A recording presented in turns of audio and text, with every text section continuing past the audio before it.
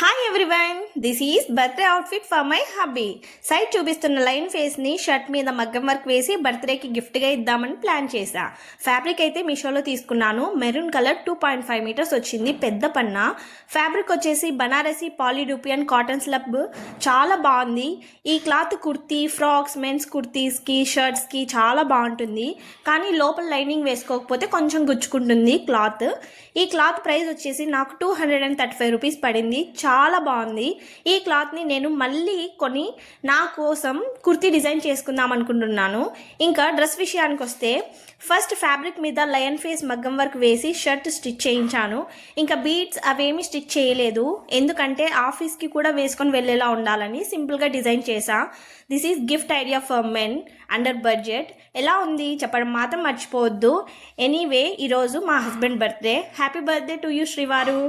If you like this video, please like cheyandi, share to your friends and family members, subscribe for more videos. Thanks for watching. Bye YouTube family.